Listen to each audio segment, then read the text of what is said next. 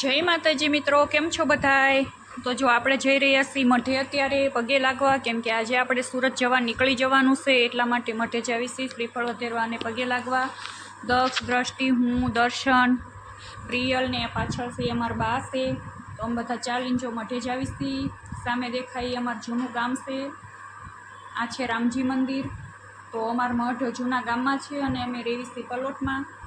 તો બહુ દૂર નથી, આમ દૂર છે પણ દૂર એટલું બધું ના કહેવાય. તો જો આપણે ચાલીને મઢે જવી છીએ. અમારા બાજુ પાછળ રહી ગયા, અળવા હાલે. તો મઢે આપણે પહોંચી ગયા. તો જુઓ પ્રિયલબેન ને દ્રષ્ટિબેનને બહુ ઉતાવળા થાય છે. તો આ અમારો મઠ છે. તો અંદર હુતમ પપ્પા બેહાડેલા હોય એટલે આપણે લાજ તો કાઢવી જ પડે, એટલે લાજ કાઢી છે. અમારા દર્શનભાઈ જો શ્રીફળ વધે છે, પેલા અગરબત્તી કરી દીવા કર્યા. શ્રીફળના સાલાને આપણે ઘરેથી જ કાઢીને આવ્યા હતા. તો દક્ષને કીધું આલે અગરબત્તી ધૂપ દઈ દે, એ પોતે ધૂપ લેવા માંડ્યો. એવું છે એમાં દક્ષુભાઈ. તો દક્ષ તો બીવે, બધી વાતમાં બીવે ને શરમાય. જો દક્ષભાઈને ધૂપ દેવા દીધું હતા. બે બહેનો ઊભા થયા કે મને આપો. જમણો હાથ હોય, એક જે કામ કરે બીજાને કરવું જ પડે, એવું છે. પ્રિયલબેને પણ જો અગરબત્તી પછી આવશે દ્રષ્ટિબેન. તો જો દર્શન શ્રીફળ બહાર વધેરે છે, કેમ કે અંદર તો સ્ટાઇલ ને એવું હોય એટલે અંદર તો શ્રીફળ ઓલું થાય નહીં. તો જો આ અમારો મઠ છે, ગોરધન ભભા છે.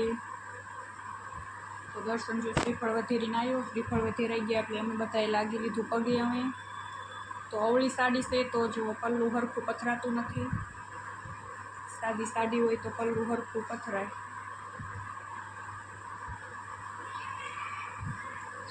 તો જો અહીંયા મઢની બાજુમાં તેમાં ગોરધન ભભા એક છે બહાર, તમને દેખાશે પણ નહીં. બાવળિયા પાસે છે. બાવળિયા આમ કચરું પવનનું બધું ઉડી ઉડીને અત્યારે આવી ગયું છે, પવન બહુ છે એટલા માટે. જો આ ગોરધન ભભા છે અમારા. પછી મઢેથી નીકળી ગયા. એ ગોરધન ભભા અમારા વાડીઓમાં બેઠા છે, થોડાક અંદર છે તળાવની બાજુમાં. તો જો ત્યાં અમે હાલીને જાવી છીએ અત્યારે. તો હજી તો ઘણું આઘું છે, પણ અગાઉથી લાજ કાઢી લેવી પડે, કેમ કે એ 10 બાજુ હાલીને જાવી છીએ એટલે લાજ તો કાઢેલી જ રાખવી પડે. હજી ગોરધન ભભા જો અહીંયા છે. તો આપણે વાડીએ પહોંચી ગયા ગોરધન ભભાએ. તો ત્યાં પણ શ્રીફળ વધેરવાનું હતું, ચોખા ચારવાના હતા. અમારા બાને માનતા હતી તો ચોખા ચારવાના હતા. તો જુઓ ત્યાં પણ આપણે પહોંચી ગયા. પવન પણ ખૂબ જ છે.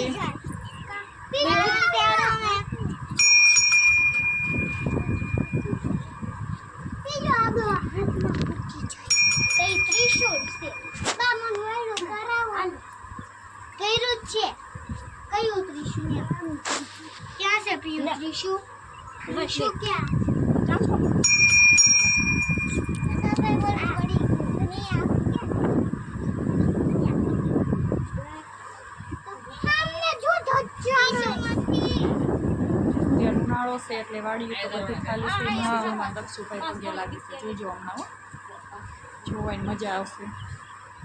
આખું એક હરખી બંધ રહે નહીં, આખું મટમટે. જો આખું ખોલીને જોઈ લે, પાછો બંધ કરીને પગે લાગવા મળે. હા, હવે ખબર પડી, શરમાઈ ગયો. તો જો શ્રીફળ વધે નાખ્યું દસભાઈએ, દીવા પણ કરી નાખ્યા. એ નહીં વસાય દસા સમસી પગે લઈ લો. હાલો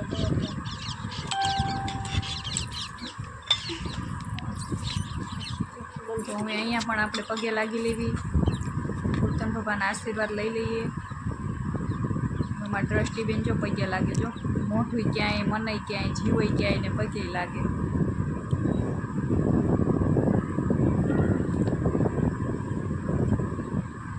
મારે હાડી ઉડી જાય છે, દ્રષ્ટિબેન હાડી પકડે છે.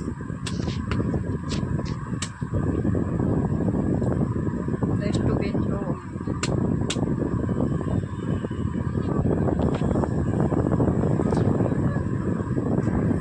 તો સરસ મજાનો પવન પણ આવે છે. જો ગાડીમાં તો પવન લાગે કે થોડો હોય તો જાજો. પછી દર્શનને પ્રસાદી આપી તો જો આપણે પ્રસાદી પણ ત્યાં લઈ લીધી. અમારા બા પ્રિયલને પ્રસાદી અંબાવે છે. પછી આપણે નીકળી ગયા ત્યાંથી હાલીને પાછા.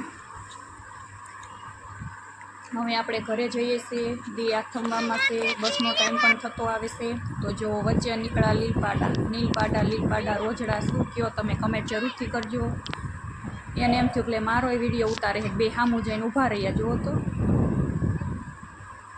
કેવા ઊભા છે બે. પછી તો આપણે જો બસમાં બેસી ગયા પણ ખૂબ અંધારું છે તો દેખાતું નથી કાંઈ.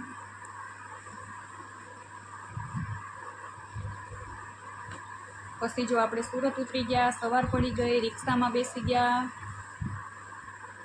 તો જો આ સુરતનો પુલ છે. આપણે ઘરે જેવી છે અત્યારે રિક્ષામાં. જો સવારનો નજારો પણ સરસ એવો હોય છે સુરતનો. તો આમ થોડુંક આમ એમ થાય કે આ સમય આપણે ઘરે પહોંચવા આવી ગયા, થોડીક શાંતિ થાય.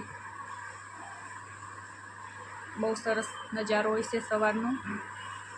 પુલ ઉપર હોય તો નીચે તાપી નદી હોય તો આમ મસ્ત નજારો લાગે. સવારમાં જોવાની મજા આવે. તો જુઓ ઘરે આવી ગયા. ઘરે આવીને તો મને એમ થયું ઓહો હો આજ તો આખો દિવસ થાકી જવાની શું, બધું સાફ સફાઈ કરવી પડશે. 3-4 દિવસની અંદર તો રૂમ કેવી કરી વાળી. જુઓ બધું કેમ પડ્યું છે, વાસણ કપડાં આ તે કઈ વસ્તુ ક્યાંય ઠેકાણે નથી. આ બધી સાફ સફાઈ કરવાની. બેડ ઉપર તો ક્યાંય જગ્યા નથી. ઘઉંના કટ્ટા. પછી તો જો સાડીમાં તો કામ ફાવે નહીં તો આપણે કપડાં ચેન્જ કરી લીધા નાઈને. તો અમે લાગી છે ભૂખ. તો કામ કરવું કે નાસ્તો કરવો, શું કરવું. તો પછી તો જો મેં ખાલી ચા બનાવી તપેલી ઉઠકી. પછી બનાવી નાખી ચા બનાવીને બહારથી નાસ્તો લઈ આવ્યા. ટોસ્ટ ને બિસ્કિટ ને આ તે બધું ગાંઠિયા ને ફાફડીને. પછી અગાસી ઉપર આવીને બધાએ નાસ્તો કરી લીધો. નીચે તો બેસાય એવું હતું નહીં. પછી જો પાછા નીચે આવીને કામે લાગી ગયા. હું બધા ફોર્મ દક્ષનું ને પ્રિયલનું ફોર્મ ભરવાનું હતું સ્કૂલે. તો ફોર્મની તૈયારી કરવાની હતી. બધું હારો જ હતું. તો જો હું ફોર્મના કાગળિયા દઈ દીધા. એને પપ્પા વયા ગયા સ્કૂલે અને હું કામ કરવા માંડી. બધું માળિયાની સાફ સફાઈ બધી. પગ મૂકે એવી તો ક્યાંય જગ્યા હતી નહીં. જુઓ ફટાફટ બધું સાફ સફાઈ ચાલુ કરી દીધી મેં. તો પછી જો માળિયામાં આપણે બધી વસ્તુ સરસ એવી ડબ્બા લૂસાઈને ઉટકાઈને ધોઈને ગોઠવી દીધા છે માળિયામાં. તો હજી આપણે માળિયું એક જ સાફ થયું છે. નીચે તો બધું એમનામ જ પડ્યું છે. પછી તો ગેસનો બાટલાને સિલિન્ડર ચડાવવાનું હતું. બાટલો વયો ગયો હતો તો નવો બાટલો આપણે શરૂ કરવાનો હતો. તો ઉપરથી હજી ઢાંકણું પણ ખોલેલું નહોતું ગેસનું આપણે. તો જો પછી બાટલો ચડાવી દીધો ને બપોરની ચા આપણે બનાવવા માંડ્યા. 4 વાગે ચા પીવા તો જોઈએ. તો પ્રિયલબેન કે હું ચા બનાવું. તો જો પ્રિયલબેન ચા નાખે છે ગણીને ચમચ્યું રમત કરતાં. હું કામ કરું છું, પ્રિયલબેન ચા બનાવે છે. ચા નાખી એવું મોરસ નાખી દીધી. જો કેટલી નાખવું એમ પૂછે પાછી આપણને.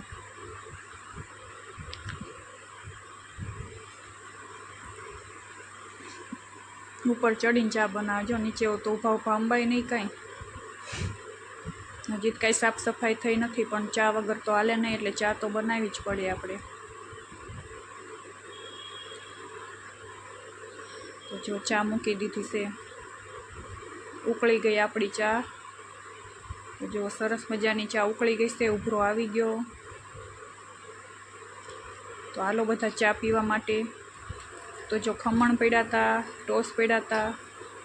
પ્રિયલબેન વેફર ખાય છે. તો બધાએ નાસ્તો પણ કર્યો ફરીવાર 4 વાગે.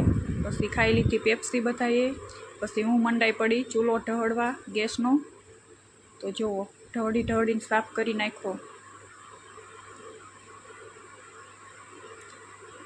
આને સરસ મજાનો ઢળી નાખ્યો ચૂલાને. તો ગામડે જવી પછી સુરત પાછા આવી એટલે એટલું કામ વધી જાય. પછી પિયુને ચડાવી દીધી બહારના માળિયામાં. માળિયું બહુ ઊંડું હતું તો પ્રિયલને ચડાવી દીધી માળિયું સાફ કરવા માટે. તો જુઓ કેટલી ધૂળ નીકળે છે. પ્રિયલબેન ચડતા તો ચડી ગયા છે. હમણાં ઉતરવાનું થાય તે ખબર પડે હવે. તો આ રૂમની બહારનું માળિયું છે કેવડું મોટું છે. જો હવે પ્રિયલબેનને ઉતરવાનો વારો આવ્યો છે. જો હવે બીક લાગે છે. એને પપ્પા એમ કહેશે કૂદકો મારી જા, પકડી લઈશ. એ બીવે છે.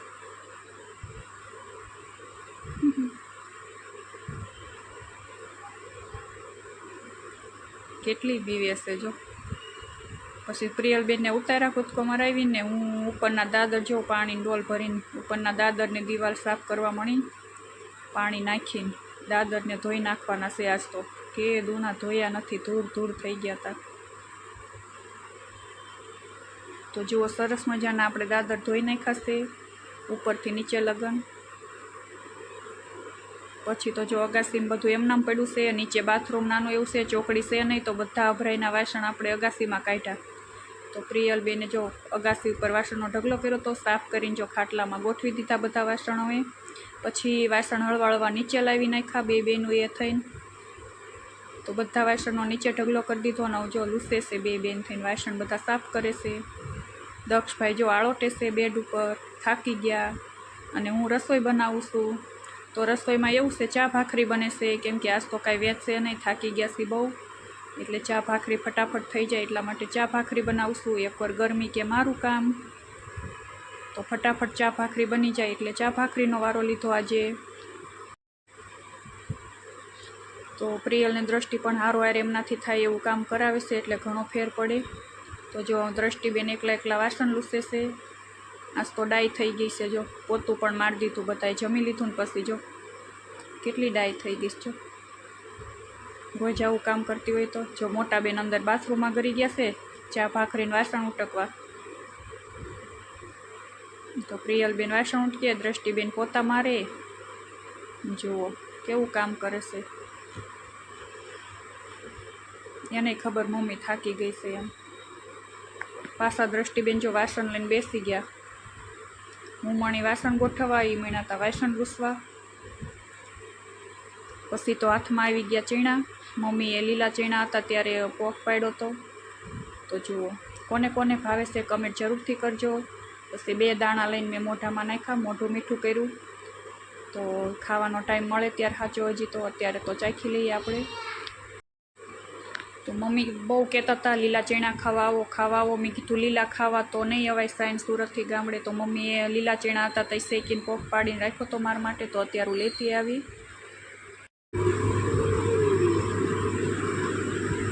તો જો નાહી ધોઈને ફ્રેશ થઈ ગયા, થાકી પણ ગયા છીએ આપણે. હવે સૂવાની તૈયારી કરવી છે. ગરમી બહુ થાય છે તો જલ્દી ફટાફટ અગાસીમાં જતું રહેવું છે, સૂઈ જવું છે. માથું પણ બહુ દુખે છે. તો ગુડ નાઇટ બધાને, આવજો. જય માતાજી, બાય બાય.